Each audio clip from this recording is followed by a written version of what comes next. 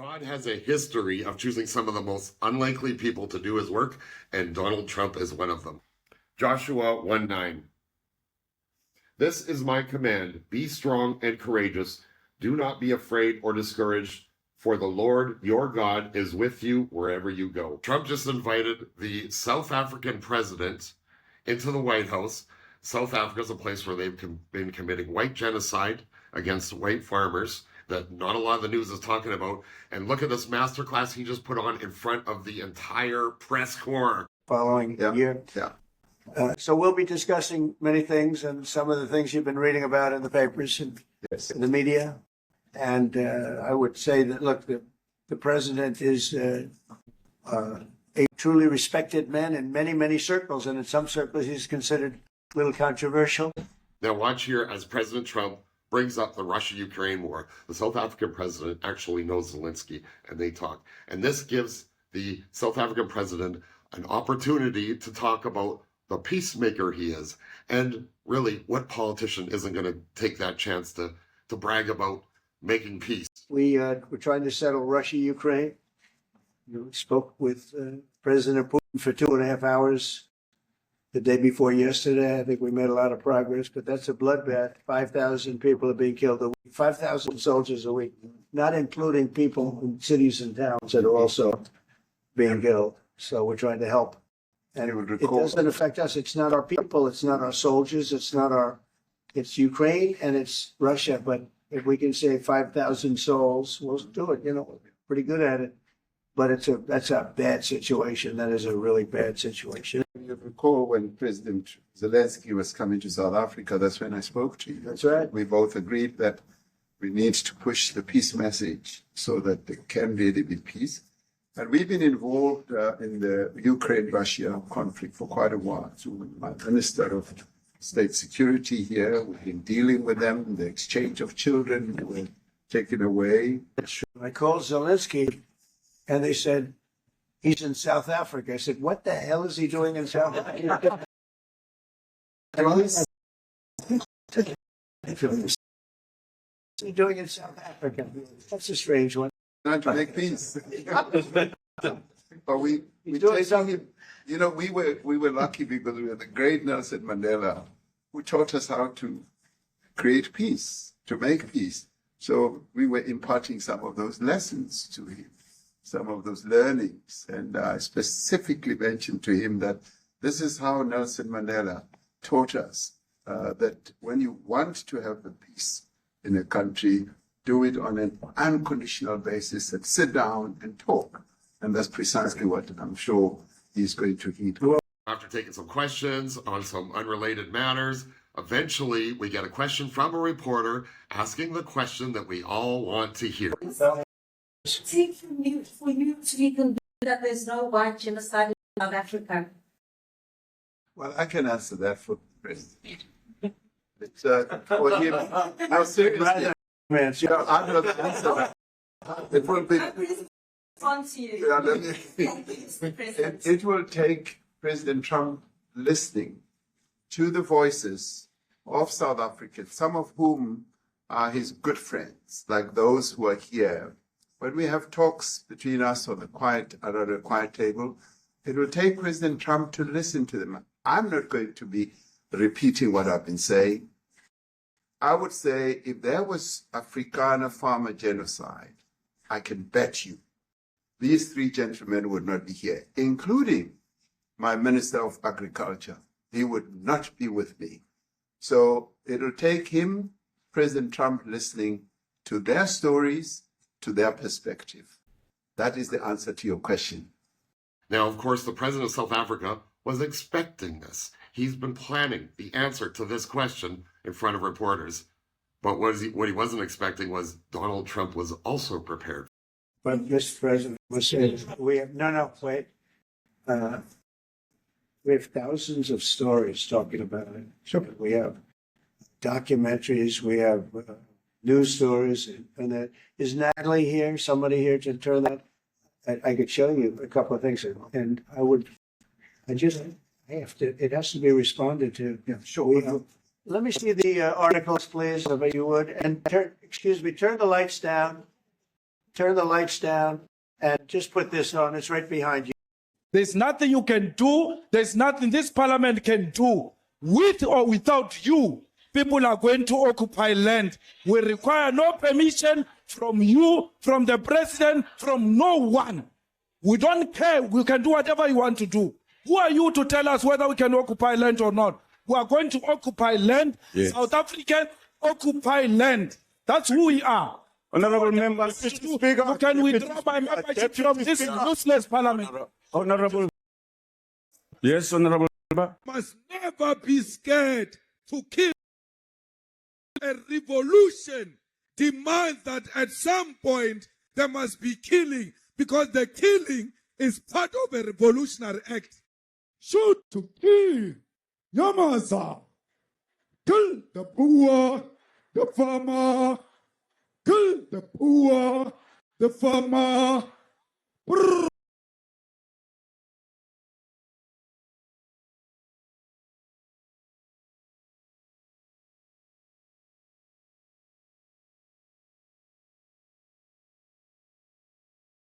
What? The farmer. Of DAPE is a white man. So these people, when you want to hit them hard, go after a white man. They feel a terrible pain because you have touched a white man. Not because Mashaba and Soli will not be touched. They will be touched, don't worry. But we are starting with this whiteness. We are cutting the throat of whiteness.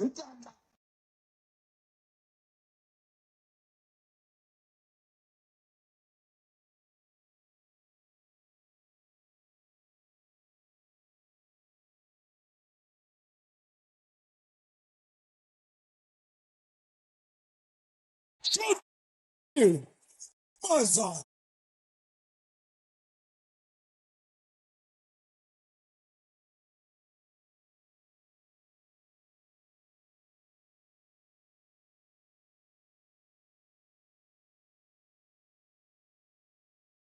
I don't know what's going to happen in the future.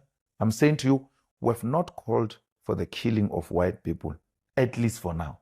I can't guarantee the future. Yeah, but you'd understand somebody watching that, especially as it gets shared on Twitter, they freak out. It sounds like a genocidal... Cry babies. Who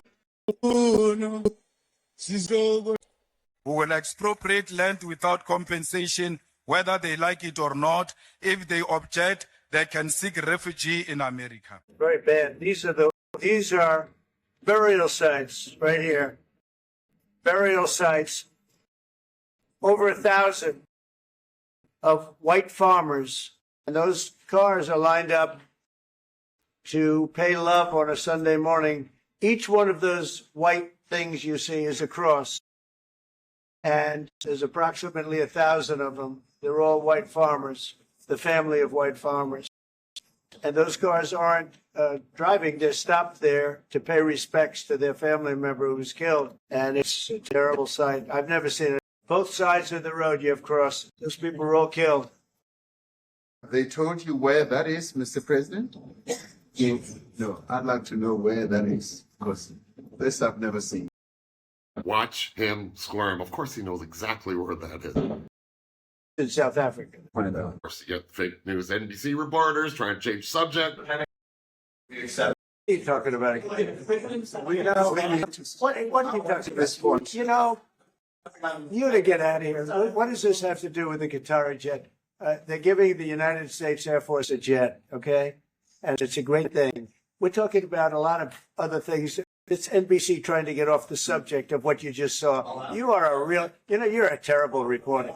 Number one, you don't have what it takes to be a reporter. You're not smart enough. But for you to go into a subject about a jet that was given to the United States Air Force, which was a very nice thing, they also gave $5.1 trillion worth of investment in addition to the jet. Go back.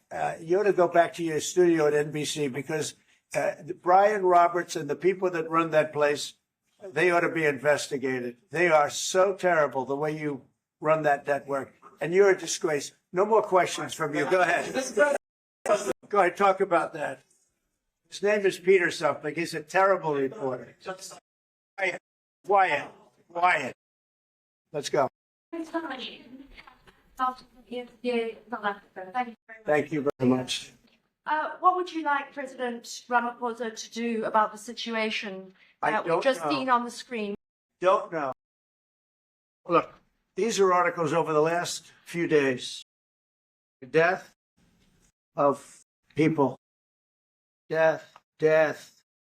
Horrible death. I don't know. Pick anyone. White South Africans are fleeing because of the violence and racist laws. These to you. No, I'd like So to- when you say what would I like to do, I don't know what to do. Look at this. White South African couples say that they were attacked violently, and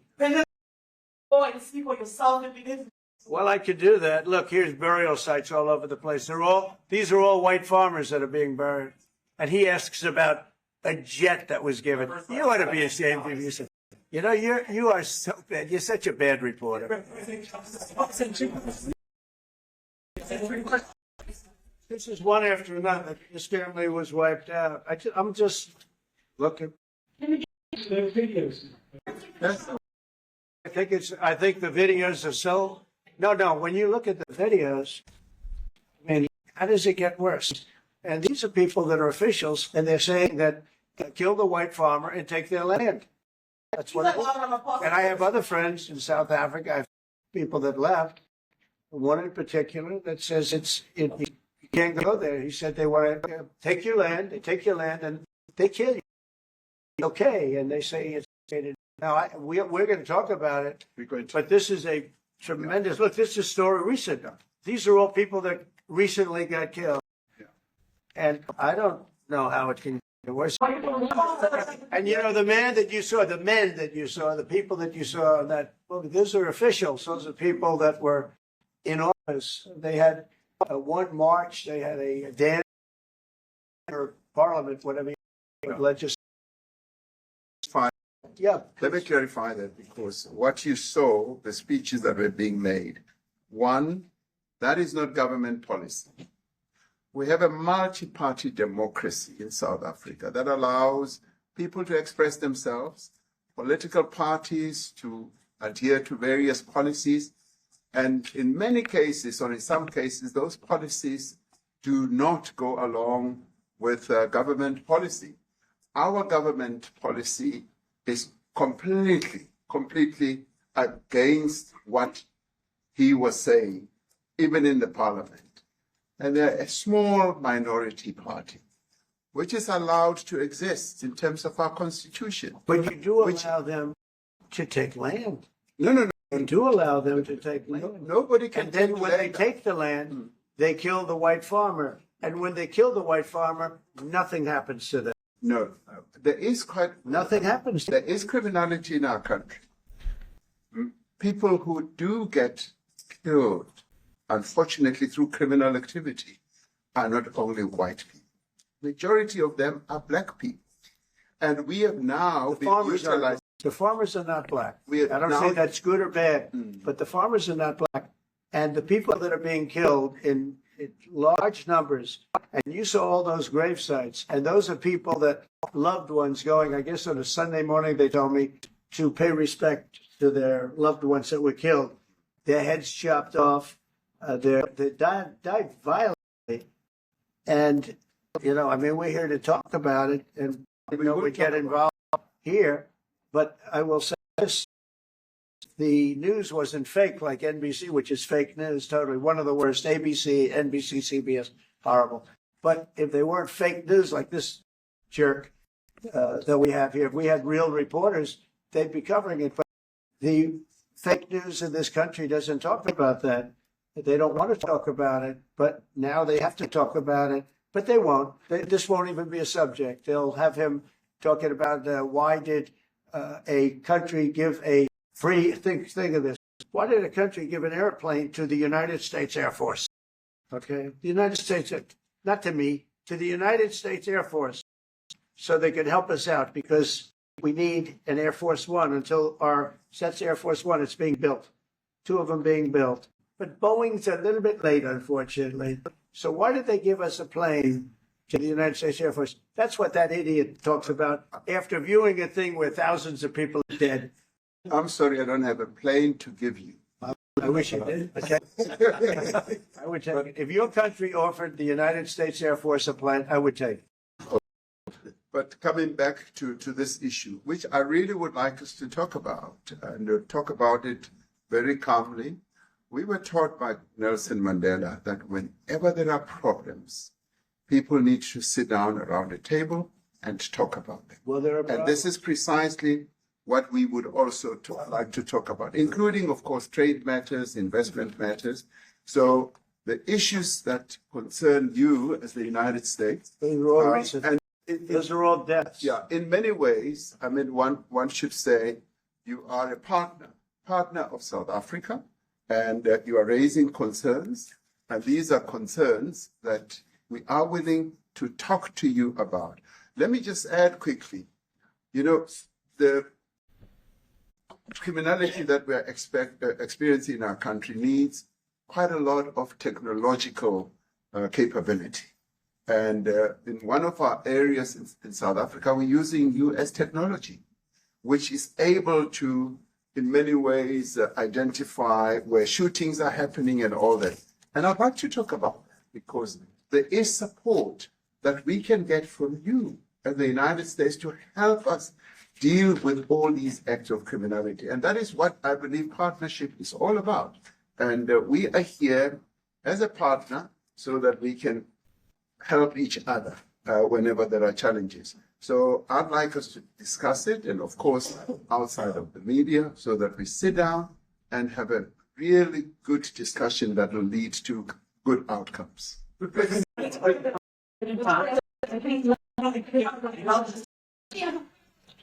Measures that could be in place should you not be satisfied that South Africa is fixing some of the very bad things that confidential treaties are happening. Well, there are a lot of bad things happening in many countries, but this in particular has been very, very bad, very bad. And because of we're going to have the whole world watching in another short period of time because you have the G20, and that's a big deal. And it seems like, I want you to look good. I don't want you to look bad. Very good. But we have hundreds of people, thousands of people trying to come into our country because they feel they're going to be killed and their land is going to be confiscated. And you do have laws that were passed that gives you the right to confiscate land for no pay. You can take away land for no pay. Clarify that. Because we have a constitution. Our constitution guarantees and protects the sanctity of tenure of land ownership. And that constitution protects all South Africans with regard to land ownership. However, we do say, because we've got to deal with the past, the government, and as your government also has the right to expropriate land for public use. And you're doing this. You're taking people's land away We have not. from them. We have, And those people in many cases are being executed. They're being executed. And they happen to be white, and most of them happen to be farmers. And that's a tough situation. I don't know how you explain that. How do you explain that? They're taking people's land away, and in many cases, those people are being executed. And in many cases, it's not the government that's doing it. It's people that kill them and then take their land, and nothing happens to them. But we have thousands of people that want to come into our country. They're also going to Australia in a smaller number. But we have thousands of people that want to come into our country, and they're white farmers, and they feel that they're going to die in South Africa, and it's a bad thing. Yeah, please. What can South Africa do? What concessions would you like to see them make to improve relations with the United States? Then I have one more for President Ramaphosa afterwards. Well, we just spoke about, I got them a very, very complex machine, 150 of them. I was asked by the president if he could help, and I did that.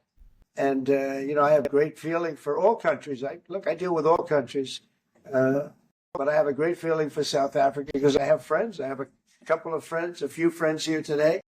I have many friends from South Africa, but many of those friends are not, they can't go back. I have Elon is from South Africa. I don't want to get Elon involved.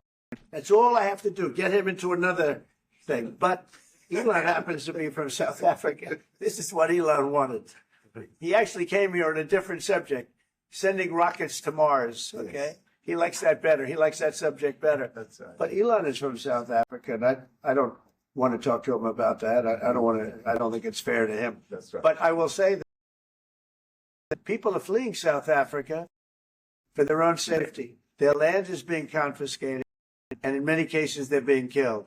And that scene of, you see how many crosses they have. Those crosses, that's a dead person in every one of them. And those trucks or cars paying their respects to all of those dead people on a Sunday morning. That's a rough thing to explain away.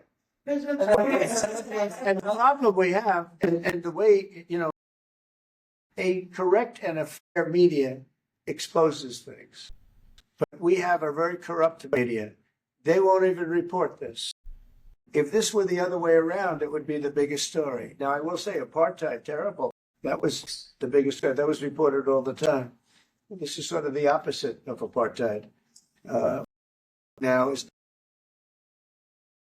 all we know is we're being inundated with people, with white farmers from South Africa. And it's a big problem. Marco Rubio was telling me he's never seen anything like it. The numbers of people that want to leave South Africa because they feel they're going to be dead very soon. Yes, please. Brian.